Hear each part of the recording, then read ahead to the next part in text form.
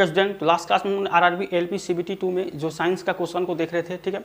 तो उसमें हमारा जो है सेट 3 में पार्ट 1 का जो क्वेश्चन जो बनता था उसको हम लोगों ने वहाँ पे हम लोग देख चुके थे, ठीक है। और यहाँ पे इस डेट में थर्ड शिफ्ट का जो क्वेश्चन था इसको देखे थे।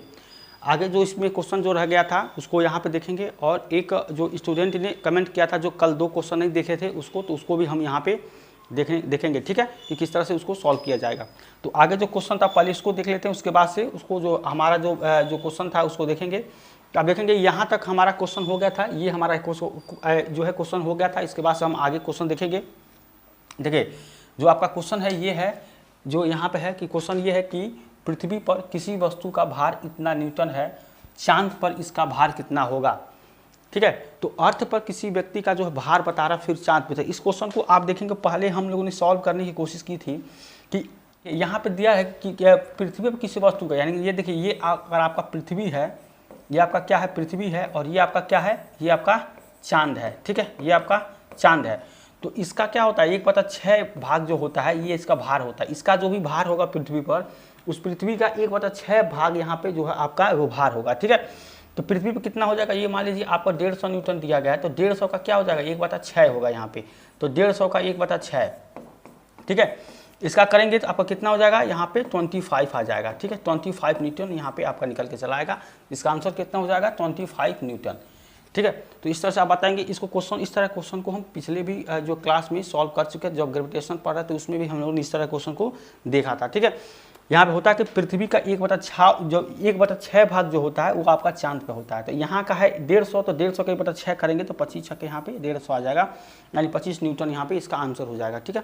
तो ये आपका क्वेश्चन था। इसके बाद से हमारा जो है नेक्स्ट क्वेश्चन देखिए, नेक्स्ट क्वेश्चन आपको यहाँ पे दिया गया है कि न्यूनतम उष्मा चालकता, ठीक है। यहाँ पे आपको ध्यान देना है कि न्यूनतम पूछ रहा है, ना कि उच्चतम पूछ रहा है। उच्चतम किसका होता है, सोना का होता है, ठीक है। सॉरी, यहाँ पे आपका चांदी का हो जाएगा, इसका हो जाएगा उच्चतम। सबसे ज़्यादा उच्चतम यहाँ पे उष्मा चालकता जो होगा ये आपका चांदी का होगा, लेकिन यहाँ न्यूनतम पूछ रहा है। तो न्यूनतम उष्मा चालकता वाले जो धातु है, ठीक है, कि इसकी पहचान करना है, ठीक है। तो यहाँ पे क्या हो जाएगा, तांबा, पारा, चांदी, ये आपका एल्युमिनियम। तो इसका जो होगा आंसर ये आपका पारा हो जाएगा। यहाँ पे पारा जो होता है इसमें न्यूनतम उष्मा चालकता होती है, ठीक है। और उच्चतम में क्या हो जाएगा, सोना, ये आपका चांदी हो जाएगा। जो दूसरा होता है ये क्या होता है, तांबा होता है, ठीक है। दूसरा आपका तांबा होगा। तीसरा क्या हो जाएगा, सोना होता है, ठीक है। ये आपका उच्चतम जो है आपका सीक्वेंस, फर्स्ट में ये, दूसरा में, तीसरा में ये होता है। ये उच्चतम उष्मा चालकता जो इसमें आपका पाया जाता है, लेकिन न्यूनतम क्या हो जाएगा, ये आपका पारा में होता है, ठीक। तो इसको भी आप यहाँ पे याद रखिए कि इसका आंसर हो जाएगा ऑप्शन नंबर बी, न्यूनतम उष्मा चालकता। देखिए यहाँ पे नेक्स्ट क्वेश्चन आपका दिया गया है, देखिए कि प्रत्येक 20 ओम वाले 2 प्रतिरोधों को समांतर, यहाँ पे पैरेलल की बात कर रहे हैं। 2 प्रतिरोध है आपका, यहाँ पे 2 प्रतिरोध 20-20 ओम का है, उसको पैरेलल में रखा गया है, ठीक है। पैरेलल में आपका जोड़ा जाता है, और इस संयोजन में वोल्टेज आपूर्ति 20 वोल्ट है। मतलब जो संयोजन किया गया तो वोल्टेज यहाँ पे 20 वोल्ट है। तो यहाँ पे क्या हो जाएगा, वोल्टेज जो है आपका स्रोत द्वारा यहाँ पे दिए जाने वाला प्रतिरोध ज्ञात करना। वोल्टेज स्रोत द्वारा जो है प्रतिरोध यहाँ पे ज्ञात करना है, ठीक है। तो सबसे पहले देखेंगे 20-20 ओम के 2 प्रतिरोध समांतर में किया गया, यानी कि जो R1 की वैल्यू जो दिया गया है ये आपका 20 ओम है। R2 का वैल्यू कितना है, ये भी आपका 20 ओम है, ठीक है। ये आपको पैरेलल में। तो पैरेलल के लिए क्या होता है, जो फार्मूला होता है R इक्विवेलेंट निकालने के लिए, ये 1/R इक्विवेलेंट, ये हो जाएगा 1/R1 + 1/R2, ठीक है, ये हो जाएगा। तो 1/R इक्विवेलेंट कितना हो जाएगा, ये हो जाएगा 1/20, ठीक है, और प्लस 1/ ये हो जाएगा 20। 1/R इक्विवेलेंट कितना हो जाएगा, इसका एलसीएम लेंगे तो ये कितना हो जाएगा 20, ये कितना हो जाएगा 2/20, यानी कि 1/R, यहाँ पे R इक्विवेलेंट जब निकालेंगे तो कितना हो जाएगा 20/2, यानी कि 10 ओम यहाँ पे आपका आ जाएगा, ठीक है। ये 10 ओम निकल के यहाँ पर आपका आ जाएगा, जो यहाँ पे आपका यहाँ पूछ रहा था, ठीक है। तो इसका आंसर हो जाएगा 10 ओम, ठीक है। इसको आप चाहें तो आगे करेंगे, यहाँ पे जो R निकल के आया है तो क्या करेंगे, V = I × R से करेंगे। तो यहाँ पे क्या करेंगे, यहाँ पे करंट निकालेंगे। करंट निकालेंगे कितना हो जाएगा, V/R हो जाएगा। फिर यहाँ पे I कितना हो जाएगा, V देखेंगे कितना है, 40 दिया गया यहाँ पे, ठीक है। 40/ यहाँ पे R कितना निकल के आया है 10, तो 40/10 करेंगे तो कितना हो जाएगा, ये 4 एम्पियर आपका I आ जाएगा, ठीक है। फिर V = I × R करेंगे, यहाँ पे V = I × R। तो जब R निकालेंगे तो कितना हो जाएगा, यहाँ पे V कितना है 40 और I कितना है 4, तो कितना हो जाएगा 10 ओम निकल के आपका आ जाएगा, जो कि यहाँ पे आंसर ये था आपका ऑप्शन नंबर बी, ठीक है। तो ये था आपका क्वेश्चन। पहले आपको पैरेलल में करके इसके बाद से आगे का जो है आपका कैलकुलेशन है उसी तरह से सॉल्व करेंगे तो आंसर निकल के चला आएगा, ठीक है। इसके बाद से नेक्स्ट क्वेश्चन देखिए। देखिए नेक्स्ट क्वेश्चन आपको यहाँ पे दिया गया है कि सेल्सियस तापमान TC और फ़ारेनहाइट तापमान TF निम्नलिखित में से किससे संबंधित है। ठीक है, TC और TF यहाँ पे किससे संबंधित, इसके बारे में यहाँ पे पूछ रहा है। आपके ऑप्शन में ये सब सारी आपको ऑप्शन दिया गया है। तो यहाँ पे एक फार्मूला होता है, आप देखे होंगे कि C/100, ठीक है, C/100 इक्वल्स टू ये होता है आपका F माइनस 32 बाई यहाँ पे ये 180 होता है और ये होता है K-273 बाई ये हो जाएगा 100। ठीक है, ये फार्मूला होता है। एक और फार्मूला यहाँ से आता है, ठीक है, अथवा एक और फार्मूला होता है, इसको इसी को आपको जब कट करेंगे तो कितना हो जाएगा C/5 और यहाँ पे F माइनस 32/9 और K-273 बाई यहाँ पे ये हो जाएगा 5। ये आपका एक आंसर आपका ये निकल के आता है। ठीक है, ये फार्मूला बन के आता है। ठीक है, इसी फार्मूले पर अगर आप इसको आप देखें, ठीक है, तो क्या करेंगे यहाँ पे डायरेक्ट आप क्या बोलेंगे, यहाँ पे जो F होगा, F किसके बराबर हो जाएगा, यहाँ पे F बराबर हो जाएगा 9/5 यहाँ पे C, ठीक है, 9/5C प्लस यहाँ पे 32। ये आपका इस तरह से निकल के आपका आ जाएगा। ठीक है, इसको आप देखेंगे केवल इसको, तो ये 9 इधर कर देंगे। ठीक है, तो 9/5 हो जाएगा, यानी C/5 है और ये बराबर कितना, ये आपका 9 हो जाएगा, तो ये 9/5 आ जाएगा और ये C हो जाएगा और ये आपका है यहाँ प्लस 32 हो जाएगा और ये F के बराबर आ जाएगा। ठीक है, यहीं से निकल के आ गया। ठीक है, तो इसका आंसर ये हो जाएगा जो कि आपको यहाँ पूछा जाता है, आपका ऑप्शन नंबर C यहाँ पर हो जाएगा। ठीक है, तो इसको आप यहाँ पे याद रखिएगा, इसको देख लीजिए कि ये आपका कैसे आया है। इसके बाद ये हो जाएगा 8 और ये कितना हो जाएगा 4। ठीक है, ये हो जाएगा। अब यहाँ पे AS करेंगे तो कितना हो जाएगा, ये हो जाएगा 24। ठीक है, AS 24 के बराबर यहाँ पे निकल के आ जाएगा। अब देखिए आपको पूछ रहा है कि आवश्यक कार्य करने की आवश्यकता कितनी होगी। तो जो कार्य होगा, तो कार्य कितना होता है, कार्य ये होता है F इंटू S, यह हो जाएगा फोर्स इंटू डिस्प्लेसमेंट। ठीक है, अब देखिए यहाँ पे वर्क निकालेंगे तो ये कितना होता है M इंटू A और इंटू ये S है। ठीक है, यहाँ जो फोर्स का वैल्यू होता है ये किसके बराबर होता है, M इंटू A की। तो ये आपका ये हो जाएगा M इंटू ए और ये S पहले से है। यहाँ पे देखेंगे AS की वैल्यू कितना दिया गया, यहाँ पे ये दिया गया 24। ठीक है, AS की वैल्यू 24 और यहाँ पे आपका M की वैल्यू कितना है, यहाँ पे देखेंगे 0.5 kg M की वैल्यू है। तो यहाँ क्या करेंगे 0.5 कर देंगे और इंटू ये हो जाएगा आपका 24। तो वर्क जो निकल के आ जाएगा ये हो जाएगा 2, ये हो जाएगा 12, एक अंक के बाद 0 है, यानी कि 12 यहाँ पे आपका कार जूल आ जाएगा, 12 जूल इसका आंसर हो जाएगा। ठीक है, ये 12 जूल यहाँ पे निकल के चला आएगा। ठीक है, तो ये था हमारा क्वेश्चन और इस पे सबसे पहले आप क्वेश्चन को देखेंगे कि क्या से क्या यहाँ बोला जा रहा है क्वेश्चन में, उस हिसाब से आप सोचेंगे। तो बोला जा रहा है 4 मीटर पर सेकंड से 8 मीटर करने के लिए यहाँ पे आवश्यक कितना कार्य करने की आवश्यकता है। ठीक है, तो इस फार्मूले का यूज़ करके जो गति का जो नियम होता है इसका यहाँ यूज़ करके इसका आप क्या करेंगे, यहाँ पे इस तरह से सॉल्व करेंगे। तो यहाँ पे आपको निकल जाएगा वर्ग 12 यहाँ पे जूल निकल के चला आएगा। ठीक है, तो इस तरह से इसको सॉल्व करेंगे। अगला क्वेश्चन देखिए, देखिए यहाँ पे आपको नेक्स्ट क्वेश्चन है, ये आपका है कि उच्चतम ऊष्मा चालकता वाले अधातु। ठीक है, यहाँ इसको ध्यान करना है, ये अधातु के बारे में पूछ रहा है। हम जो अभी सॉल्व किए हैं कि उच्चतम और ऊष्मा चालकता जो होती है किसमें होती है, वो आपकी चांदी में होती है, वो धातु होता है। ठीक है, यहाँ पे अधातु के बारे में पूछ रहा है। ठीक है, ये पहचान करना है। तो यहाँ पे रोधक ईंट है, लकड़ी है, बर्फ है, पानी है। ठीक है, तो जो आपका अधातु होता है ये क्या होता है, बर्फ होता है। ठीक है, इसको याद रखिएगा, ये आपका बर्फ होता है अधातु में। ठीक है, और ये आपका बर्फ होता है। और धातु में सबसे ज़्यादा उच्चतम किसका होता है, चांदी का होता है। ठीक है, जो कि अभी हम देखे हैं। ठीक है, इसके बाद देखिएगा आप द्रव में क्या होता है, द्रव में उच्चतम जो आपका होगा यहाँ उष्मा जो है आपका ये उसमें चालकता ये किसका होता है, द्रव में आपका पानी का होता है, द्रव में आपका पानी का होता है। ठीक है, और धातु में बर्फ का होगा और धातु में यहाँ पे चांदी का होगा, जो कि अभी हम इसके बारे में देखे हैं। ठीक है, तो ये इसका आंसर पूछे कि आपको अधातु की पहचान करना था, तो बर्फ इसका ऑप्शन नंबर C हो जाएगा इसके बाद। ठीक है, यहाँ पे नेक्स्ट क्वेश्चन आपका है कि किसी ऊर्ध्वाधर तल पर प्रदर्शित वस्तु कौन सा दृश्य दिखता है। ठीक है, तो यहाँ पे जो होता है आपको पूछ रहा है किसी ऊर्ध्वाधर तल पर जो प्रदर्शित वस्तु का दृश्य कौन दिखता है। ठीक है, तो ये क्या होता है, सामने का जो दृश्य होता है ये आपका दिखाई देता है। सामने का दृश्य जब उसमें ऊर्ध्वाधर तल पर प्रदर्शित वस्तु होगा तो उसका सामने का दृश्य दिखाई देता है। इसका ऑप्शन नंबर B यहाँ पे आंसर सही हो जाएगा। ठीक है, इसको आप याद रखिएगा। आगे देखिए, देखिए यहाँ पे अगला क्वेश्चन आपको पूछा है। देखिए ये है कि वोल्टेज V वाला, ठीक है, कोई स्रोत किसी परिपथ सर्किट में धारा को बनाए रखता है, तो स्रोत द्वारा परिपथ सर्किट को दी जाने वाली शक्ति कितनी होगी। ठीक है, तो इसका जो आपका होता है कि शक्ति के बारे में यहाँ पूछ रहा है। ठीक है, तो जो शक्ति होती है ये P = कितना होता है, V इंटू यहाँ पे I, ये आपके बराबर होता है, यानी कि यहाँ पे V और I के गुणनफल के बराबर होता है, ये आपकी शक्ति होता है। ठीक है, तो यही आपको पूछ रहा था कि धारा को बनाए रखने जो यह रखता है, तो स्रोत द्वारा परिपथ सर्किट को दी जाने वाली शक्ति कितनी है। ये है तो यहाँ पे ऑप्शन नंबर ए में जो आपका दिया गया P प्लस वी बाई, ये हो जाएगा P equals to v into i. ठीक है, इसको सही कर लीजिएगा, ये हो जाएगा P equals to v into i, ये आपका आंसर हो जाएगा ऑप्शन नंबर ए। ठीक है, ये आपका शक्ति हो जाएगा। इसके बाद नेक्स्ट क्वेश्चन देखिए अगला क्वेश्चन है कि 50 केजी वजन वाला कोई लड़का इतना सेकेंड में प्रत्येक इतना सेंटीमीटर ऊंचाई वाली 40 सीढ़ियों पर चढ़ता है, तो उसकी क्षमता बताना है।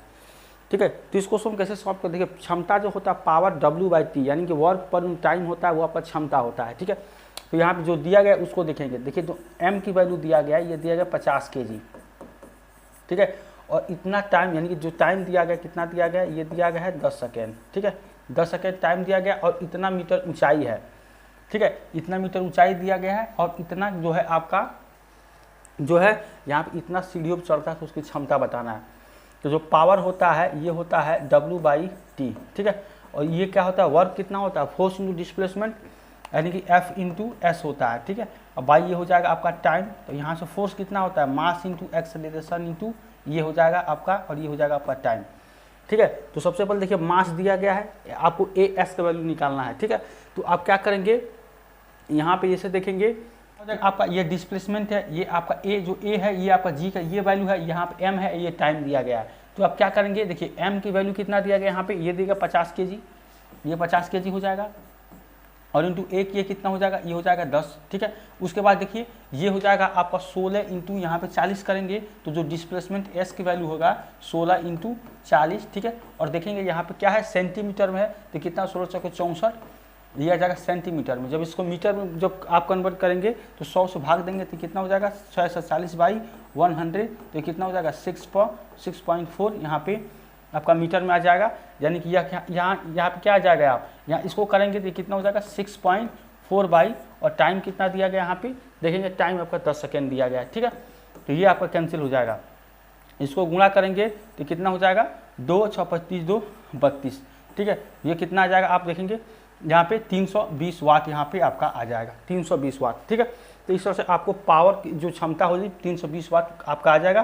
पावर का जो ये फार्मूला होता है P को W/T, और फिर यहाँ पे वर्क कितना होता है F into S, force into displacement by time, और फोर्स कितना होता है मास इंटू एक्सेलरेशन यहाँ पे बाई टाइम हो जाएगा। मास रखेंगे, एक्सेलरेशन यहाँ पे G का वैल्यू यहाँ पे जो होगा वही आपका हो जाएगा। ठीक है, क्योंकि ऊंचाई पर जा रहा है। ठीक है, तो यहाँ पे G ये हो जाएगा 10, यहाँ S क्या हो जाएगा 16 सेंटीमीटर, और 40 यहाँ पर सीढ़ियाँ चल रहा है, तो पूरा आपको डिस्प्लेसमेंट वहाँ से मिल जाएगा।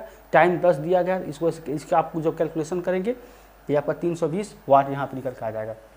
ये हो जाएगा आपका आंसर ऑप्शन नंबर सी। इसके बाद नेक्स्ट क्वेश्चन देखिए नेक्स्ट क्वेश्चन यहाँ पे दिया गया है कि इतना केजी वजन वाले गेंद की गति पहले क्या है 4 मीटर से 8 मीटर पर सेकेंड करने के लिए। ठीक है, गेंद का जो आपका मास है ये कितना दिया गया है 0.5 kg, ये है आपका। उसके बाद देखिए जो V1 का यहाँ पे देखिए इतना मीटर से बढ़ाकर 8 मीटर, यानी कि जो U का वैल्यू हो गया आपका, यहाँ से जो U का वैल्यू कितना हो जाएगा, ये हो जाएगा 4 मीटर पर सेकेंड। V का वैल्यू कितना हो जाएगा, ये हो जाएगा 8 मीटर पर सेकेंड V का वैल्यू। तो यहाँ पे कितना कार्य को करने की आवश्यकता होगी। ठीक है, आपको कार्य पूछ रहा है, तो देखिए इसके लिए क्या करेंगे, देखिए यहाँ सबसे पहले ये जो आपको दिया गया है यहाँ पे गति का समीकरण जो होता है V² = U² + 2AS। ठीक है, तो यहाँ पे क्या करेंगे, यहाँ पे आप देखिए इसको ऐसे करेंगे V² - U² = 2AS, ये करेंगे। अब यहाँ पे 2AS करेंगे, देखिए तो V है, ये आपका U है, तो V कितना है यहाँ पे 8 है, तो ये हो जाएगा 64 - ये 16। ठीक है, ये हो जाएगा, तो 2AS कितने के बराबर हो जाएगा, ये हो जाएगा 8। ठीक है, और ये हो जाएगा 5।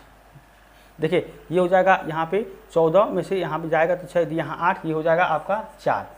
ठीक है, उसके बाद देखिए यहाँ पे AS किसके बराबर हो जाएगा, ये हो जाएगा 2, ये हो जाएगा 4। ठीक है, ये हो जाएगा आपका 24। ठीक है, AS आपका हो जाएगा 24। इसके बाद से क्या करेंगे, देखिए यहाँ पे आपको वर्क पूछ रहा है, कार पूछ रहा है, तो कार कितना होता है, यहाँ पे होता है F × S, ये होता है कार। और यहाँ पे फोर्स कितना होता है, ये होता है M × A × S। तो AS का वैल्यू कितना दिया गया, यहाँ पे 48 आया है। ठीक है, तो इसको मतलब यहाँ 24 आया है, तो मास कितना दिया गया, मास यहाँ पे आपका है 0.5, तो 0.5 यहाँ पर रखेंगे, और ये हो जाएगा आपका 24। ठीक है, तो 24 यहाँ बचे कितना हो जाएगा, ये हो जाएगा 0। ठीक है, ये 5 दूनी 10 2 12, 1.0 यहाँ पे दशमलव हो जाएगा, तो कितना हो जाएगा 12 जूल, ये आएगा 12 जूल। ठीक है, ये आपका हो जाएगा answer 12 joule. Option number C इसका आंसर हो जाएगा।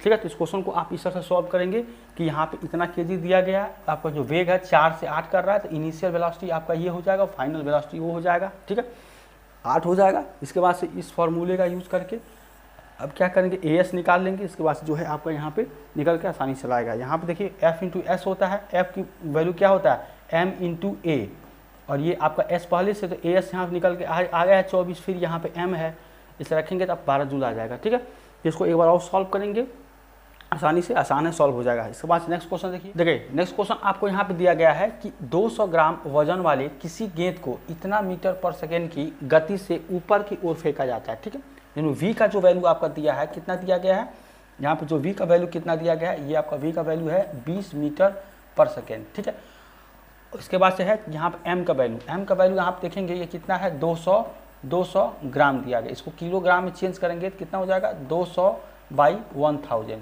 ठीक है, ये 00 कर देंगे तो कितना हो जाएगा 0.2 यहाँ पे आप ग्राम। ठीक है, ये किलोग्राम कर सकते हैं, या इसको क्या कर सकते हैं, ऐसे कर सकते हैं 200। ठीक है, 200/1000 करेंगे। ठीक है, किलोग्राम के लिए 1000 करेंगे। इस 1000 को क्या करेंगे, यहाँ पे लिखेंगे 200 बाई, इसको लिख सकते हैं 10⁻3। 1000 को 10 की पावर 3 लिखेंगे, यानी 3 जीरो है, इसको ऊपर लेकर जाएंगे तो कितना हो जाएगा, ये हो जाएगा 200 × 10⁻³ ये आप इस तरह से कर सकते हैं। इसके बाद से आप सॉल्व कैसे करेंगे, देखिए यहाँ पे ये आपका m की वैल्यू ये है, इसको आप ऐसे ना करके उस तरह से 200 × 10⁻³ करेंगे। ठीक है, इसके बाद से आप क्या करेंगे यहाँ पे कि देखेंगे कि देखिए ये आपका m आ गया। उसके बाद से अब क्या है, g यहाँ पे दिया गया है, तो वहाँ पे काइनेटिक एनर्जी पूछ रहा है। तो काइनेटिक एनर्जी का जो फार्मूला होता है कितना होता है, ½ mv²। ठीक है, ये होता है ½ mv², ये हो जाएगा हाफ, यहाँ पे m कितना हो जाएगा 200 × 10⁻³ इंटू v, यहाँ पे v कितना है 20, तो 20 का स्क्वायर करेंगे। ठीक है, ये हो जाएगा, आप देखेंगे इससे कट कर देंगे, ये 100 आ जाएगा। ठीक है, 100 इंटू ये है 10⁻³ और ये कितना हो जाएगा 400। तो देखिए ये आपका कितना हो जाएगा, ये 2 जीरो ये और 2 जीरो ये, 4 जीरो है। यहाँ पे देखिए -3 में है आपका, यहाँ पे -3 में है, तो 1 जीरो आपका खत्म हो जाएगा, तो कितना हो जाएगा ये 40। यहाँ पे आपका, यहाँ पे कितना हो जाएगा काइनेटिक एनर्जी 40, यहाँ पे जो आपका जूल आ जाएगा। ठीक है, 40 जूल। ठीक है, तो ये आपका आंसर हो जाएगा 40 जूल। इसको इस तरह से सॉल्व करेंगे। यहाँ पे काइनेटिक एनर्जी के बारे में पूछा गया था, इसको किस तरह से सॉल्व करेंगे। यहाँ पे जो आपको जो v दिया गया है, m की वैल्यू दिया गया है 200। ठीक है, ये आपका नहीं होगा 200, इसको इस तरह से कन्वर्ट कर लेंगे और ये हो जाएगा इतना। ठीक है, उसके बाद से आप आसानी से रख के सॉल्व कर लेंगे। ठीक है, तो ये था हमारा क्वेश्चन, इसका ऑप्शन हो जाएगा ऑप्शन नंबर सी। इसके बाद से है कि हमारे जो है हमारी बिजली बिल में खपत की जाने वाली ऊर्जा की इकाइयों में व्यक्त होता है। ठीक है, तो किस में होता है, किलोवाट घंटा में होता है। ठीक है, किलोवाट घंटा। ठीक है, तो यहाँ आप देखेंगे ये ऑप्शन नंबर बी है, किलोवाट घंटा। और 1 किलोवाट घंटा जो होता है ये होता है 3.6 × 10⁻⁻6 जूल के बराबर होता है। ठीक है, यही आपका कितना होता है 1 यूनिट के बराबर होता है, 1 यूनिट। ठीक है, इसको इस तरह से याद रखिएगा। तो हमारा जो यहाँ पे जो इकाइयों में जो व्यक्त किया जाता है क्या होता है, किलोवाट घंटा में होता है, ये होता है 3.6 × 10⁻⁻6 जूल के बराबर होता है। ठीक है, इसको आप याद रखिएगा। ठीक है, इसके बाद नेक्स्ट क्वेश्चन देखिए अगला क्वेश्चन आपको यहाँ पे दिया गया है कि किसी वस्तु को इसके विराम अवस्था से इतना मीटर की त्वरित किया, यहाँ पे त्वरित किया आपको जा रहा है। ठीक है, तो 5 सेकेंड के बाद जो है आपका इस वस्तु का वेग क्या होगा। ठीक है, तो यहाँ पे आप देखेंगे विराम अवस्था, यानी कि यू का वैल्यू कितना होता है, यहाँ पे 0 हो जाएगा, और v का वैल्यू कितना है, यहाँ पे आपका 5 मीटर पर सेकेंड दिया गया। एक फार्मूला होता है v = u + at। ठीक है, और यहाँ पे आप देखेंगे कि v यहाँ पे आपका जो क्या होगा, v बराबर कितना हो जाएगा, यहाँ वेग पूछ रहा है फाइनल, यानी कि ये 0 हो जाएगा प्लस a, या इतना मीटर पर त्वरित किया जाता है, यही हो जाएगा 5, और ये कितना हो जाएगा, टाइम यहाँ पे दिया 5।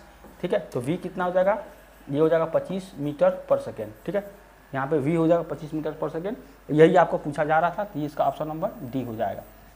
तो आज के बस इतना ही। अगर आपको आज का क्लास अच्छा लगा तो सब्सक्राइब, लाइक, शेयर करिए। ठीक है, और इसका जो नेक्स्ट पार्ट है, यानी कि आप देखिए आज हमारा सेट 3 खत्म हो चुका है। जब इसके बाद से हम सेट 4 करेंगे तो पूरा क्वेश्चन जो है उसका जितना भी क्वेश्चन उसमें बनेगा उसको देखेंगे। ठीक है, तो मिलते हैं नेक्स्ट टाइम, तब तक थैंक यू।